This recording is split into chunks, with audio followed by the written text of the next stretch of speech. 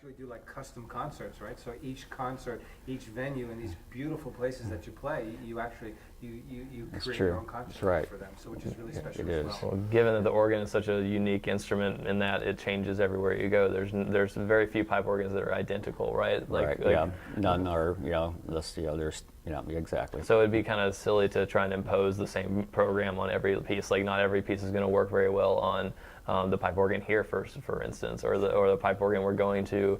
He'll frequently send an email like, "Hey, what's the pipe organ?" Like, he usually is like, "Tell me what I'm working with," so I can think about it.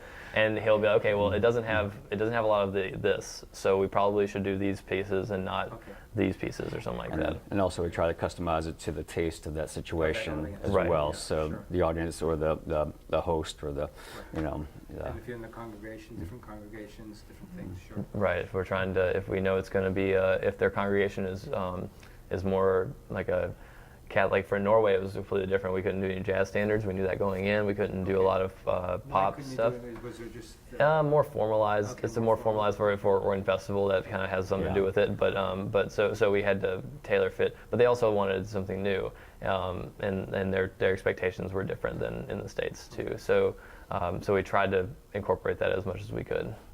And sometimes we go to places and they're like, well, we can't do jazz, but we love Bach, which is more traditional, which is great. So, but we have some music in that realm, in that genre, that we pull out and do more of that. That's great that you can do that, right? Right.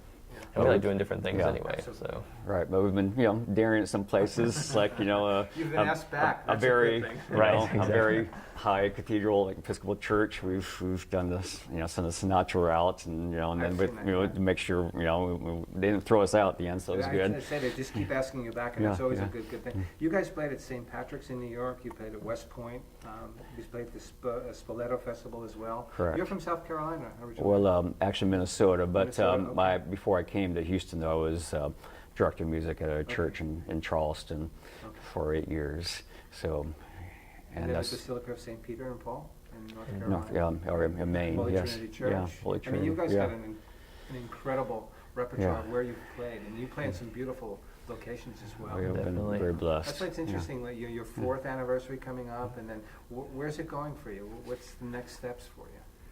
Well, we had our fourth anniversary concert right before we left, and that was a really big success, and it was a lot of fun. And the challenge for us is for every year we challenged ourselves actually to do, when we started doing anniversary concerts, we have to do it different every year and try and be better and try and make it a successful event, because it's always here. This is where where we, it's like a home base of sorts. You're a local hero. Local performers that won't leave, I guess. But so we have to keep coming up with new things and new ideas.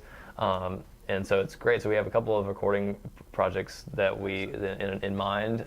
Christmas album. We have a couple of different ideas. Like we would like to do our next big CD would be a release of some like dances, some maybe Latin American music, and with organ and trumpet, right? Some transcriptions, some stuff that's not normally done. Yeah. And then we've got when speaking of transcriptions, I guess we're going to Chicago to do a talk. This is the second time we've gotten to do a talk out of town and do a master class on trumpet organ repertoire and also perform a concert. So we get to tell them about how to.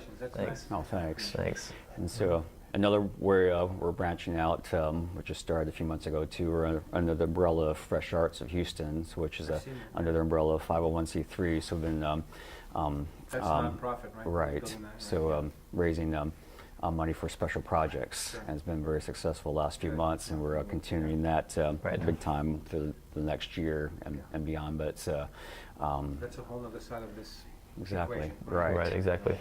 Yeah, it's taking off. You have to off. wear a lot of hats. Exactly. Yes. Lots of hats. And part of that by next July is raising enough money to hire a very part-time social media person, takes some of that off the plate, so we can focus more on other things. It's all ideas, but we have a lot of ideas, and if we have that Fresh Arts page that have a thing you can donate to, and it has all of our goals on it. Yeah. So all the things we want to accomplish. Accumulating, I guess eventually we want to get our own custom pipe organ, or not literal pipe organ, but digital organ with speakers that we can travel around to schools and places. You guys do home concerts as well? We do. You do live events. You also have Right. like restaurants and things Right, like that as exactly. well. So Right. You guys are very, very active. Yeah. Try to be. Do you have any advice for other musicians here in Houston and perhaps in other places?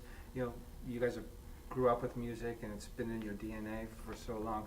And there's a lot of musicians that kind of struggle where they get to a point where they don't know whether they want to dedicate anymore, Sure. they want to go into something else that maybe be a little bit more lucrative or pursue that. Right. So what do you guys think? Because we talk to a lot of different musicians and they all have a different kind of path and journey. What Sure. are your thoughts? Well, I think, me personally, it's like I didn't consider any other route because music's so part of me that I can't imagine doing anything else. So I just find ways to make it successful, make a living off of it, and like I said, I've been very blessed in that way.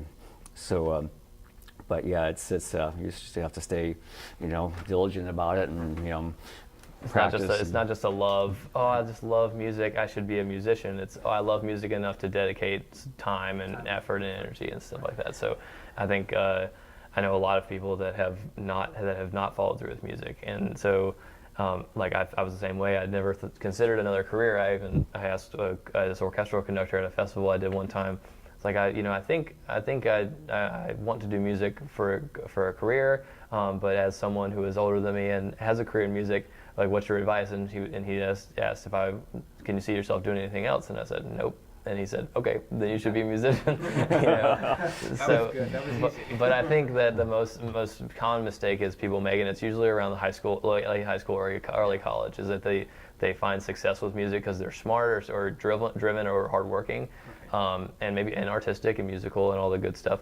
But then they'll go to college and think that that's the only thing that they need to be a successful musician, which is not the case. Right. So I think the earlier they can realize, musicians can realize, especially young musicians, that it's okay to do something else and still love music and do it on the side. Like you need music patrons of the arts are what makes the arts go. That support the arts financially and with attendance and stuff like that. So just because they love music, that doesn't mean they have to be a musician.